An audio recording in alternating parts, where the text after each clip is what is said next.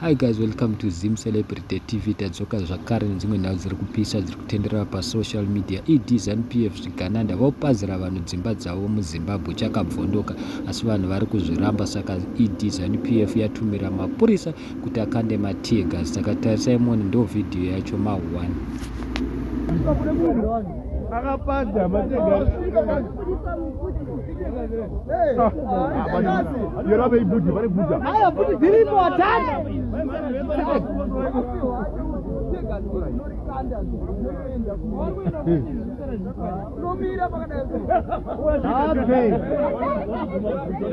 ona timu rimwerei mozochinera anodzirisa alabuda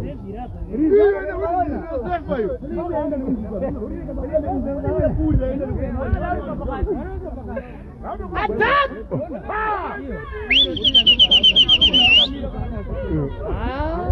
wakatadza vanhu ndinotaura kuti kupolisa handino mangari fuka amatadza zvinhu zvakaputa iro ona urivana rutiza tegasi cheteka advansi matio bingauya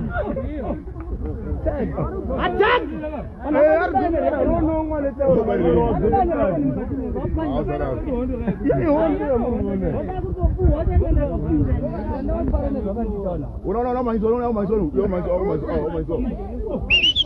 attack ndoti wadzorere ndotonyasa kumamisa uraya attack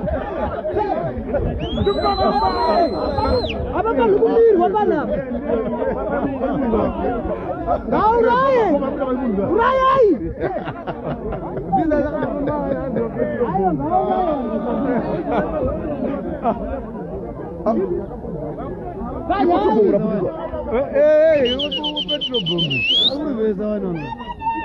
unoti zvizoti popo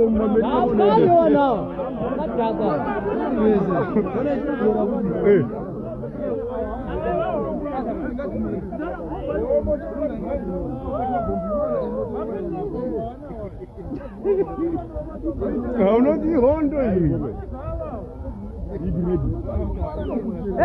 pane panoti pape munhu vaniona zvakandiita hazvisirai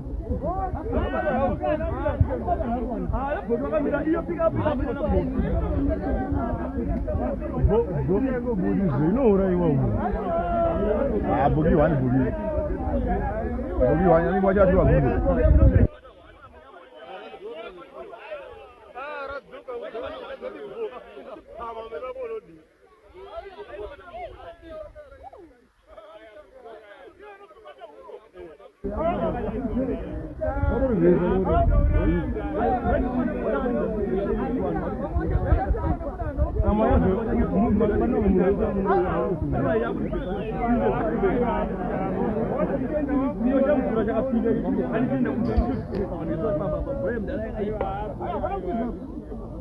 kusvika pandarama wayo yaunoitwa kemika wekurova ikinaii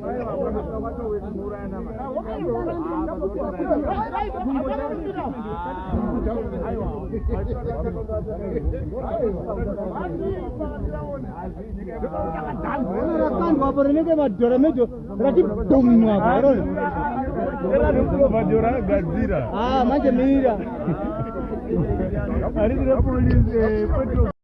I'm sure mazvaonerawo mega ndo zviri kuitika. ZANU-PF zvigananda vane hutsinye, vanopazira vanhu vavaka dzimba dzavo sei vasingasviki vanhu vasati vavaka. Musikuona kuti chitsotsi vane vaida kudya mari kaviri katatu mbavha idzi.